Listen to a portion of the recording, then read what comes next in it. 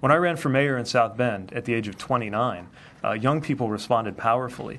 Seniors responded even more powerfully because they care a lot about the future. And so we aim to be inclusive in our message and to really find a way to connect with everybody where they are. Thanks again for coming. Really appreciate it and look forward to meeting you more and developing these ideas as we go. Thanks. So we have been listening to Pete Buttigieg announce that he is throwing his hat in the ring to run for president. You may be saying, who? Pete who?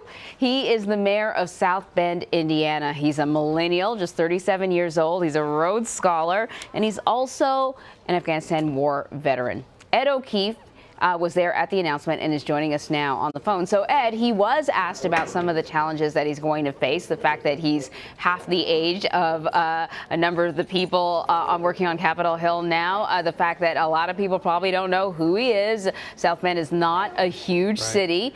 So what did you hear from him that indicates how he might be overcoming some of these challenges? An incredible amount of confidence that I think speaks to not only his belief that this is a wide open race, but also I think a general sense among Democrats that at this point anything is possible and just about anything is better than the current White House occupant. He knows that he has incredible hills to climb. His small team does as well. But I think they're very much of the attitude of we should at least try this, because he does represent a lot of things about Democratic voters right now. You know, the fact that he is a millennial, that he's gay, that he's a military veteran, that he's someone who comes from a red state and has executive experience, as modest as it is. You know, there's a lot of sort of why not, we should just try this. And, you know, maybe that speaks to a generational difference, but he's not the only one making that generational argument. And I think, again, he believes that there is enough of the party right now, enough people who will be voting in early primary states at least, who want to see a completely fresh face, somebody from the next generation, try to take on this job. And so he'll explore formally, at least for now, throwing his head into the ring. But as he said, you don't necessarily take this kind of step if you're not seriously thinking about doing it and think that you can do the job. Yeah, it was, you know, in his sort of formal statement, it was hard to sort of figure out what issues he may be really sort of focusing on, because they were sort of broad, we need a change type of stuff. When he was asked specific questions, he kind of talked a little bit about more about issues that were connected to his experience, the fact that he is a veteran and we are, you know, dealing with issues related to troops in the Middle East. Should they be pulled out of Syria and so on and so forth? And he also really didn't seem to play up the fact that he is an openly gay married man. He sort of suggested, though, that, you know, you should be able to love whoever you want to love. But we have a big issue happening right now. The Supreme Court has given the Trump administration leeway to implement their ban on transgender service people in the military, at least while the other court challenges sort of work their way through the system. But he talked about the fact that when he signed up for the military, it was under don't ask, don't tell.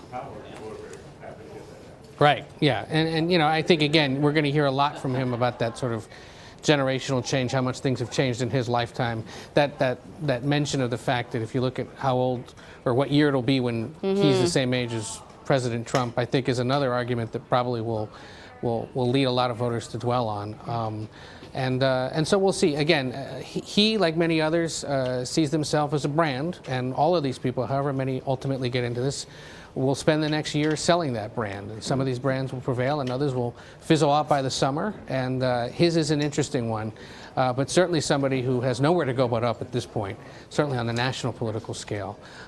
You know, not well known, doesn't have a large fundraising network, but has intrigued enough activists and professionals in the Democratic Party establishment that he believes perhaps there's an opening for him to at least make a strong argument and be a part of the conversation. Yeah, and we talked about this a little bit. You know, when these people sort of launch these exploratory committees, it's difficult to determine whether or not they are genuinely have their sights set on the Oval Office, or whether there's something else at play. Maybe they have their sights set on perhaps a VP position, or just elevating their name recognition. So in an election further down the road, they might be a contender, or perhaps a completely different position in politics, whether it's a senator or congressperson or something along those lines. Because this might not actually be just about the presidency. Right, and look, you and I talked about this a little earlier this morning. There's a brutal political reality for him in Indiana, which is there's nowhere really for him to go up. There's no congressional seat, Senate seat, or the governor's race to run for right now. So to feed into a often overused commentary on millennials, and I'm one of them, you know, maybe he's just thinking YOLO. You only live once, you got to try it. And I think he's not the only one who's doing that. And there's nothing wrong with that at this early stage. And you're right, you know, this could either lead to great success or it may lead him to do something else at some point. But the fact that people like him even exist in this race or thinking about getting into this race, again, speaks to the wide open nature of it and the belief that in different ways there are different constituencies to appeal to. Younger voters, gay voters, veterans, people from Midwestern states.